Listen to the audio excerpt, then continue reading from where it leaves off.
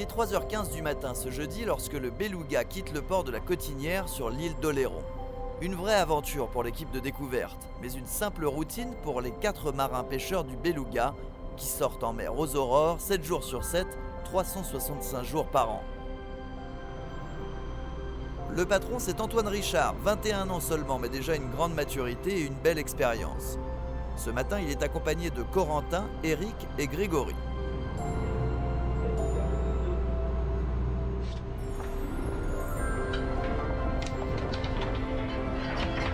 Après 20 minutes de navigation, la première mission consiste à relever les filets, à en extraire les poissons des sols ou des barres, puis à remettre les filets en place.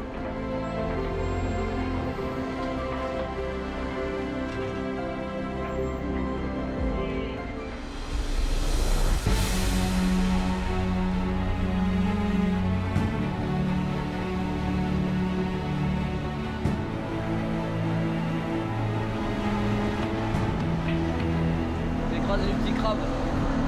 Autrement, après, derrière à la machine, c'est embêtant, ça crache.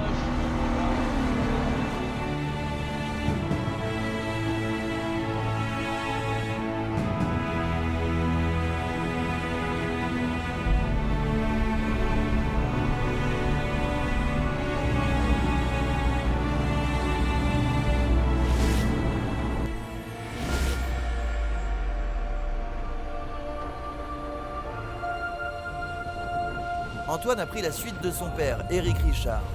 Une véritable saga familiale. À ma connaissance, ça fait 4-5 générations que dans la famille, on est marin pêcheur. Mon père, lui, il a commencé un peu plus jeune que moi. Et il a commencé à 15 ans. Moi, j'ai embarqué vraiment à l'âge de 17 ans.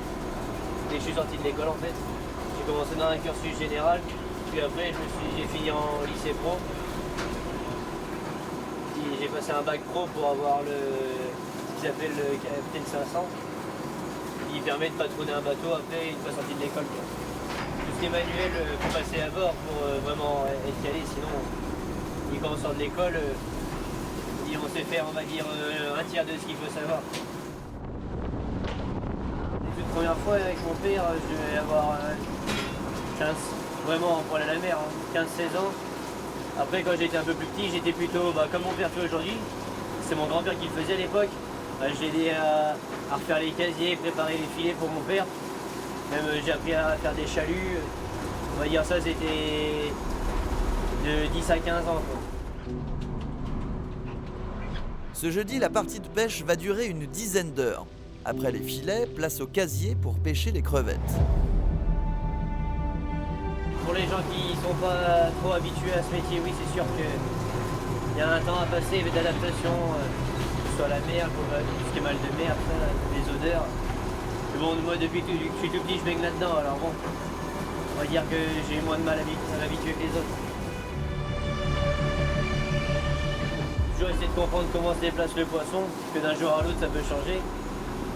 Et par rapport au temps, au courant, aux saisons, chaque année c'est jamais pareil et on va dire que plus les années passent et plus on en apprend et que ce soit en début comme en fin de carrière, on va tout le temps en apprendre. Ça se passe bien alors, normalement. Si je peux faire ça toute ma vie, j'espère que je pourrai faire ça toute ma vie. Et en espérant que ça puisse durer le plus longtemps possible, mais normalement il n'y a pas de raison.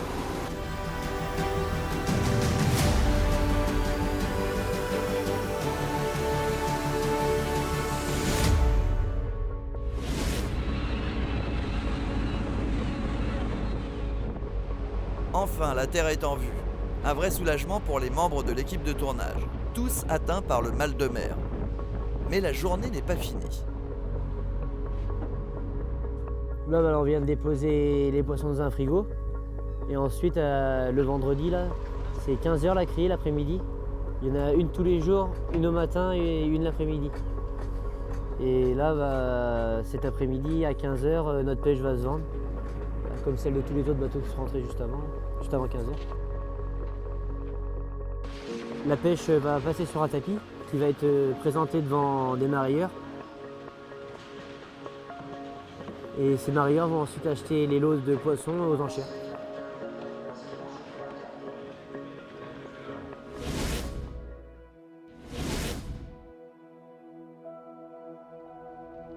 rejoignons Eric, le patron armateur et papa d'Antoine.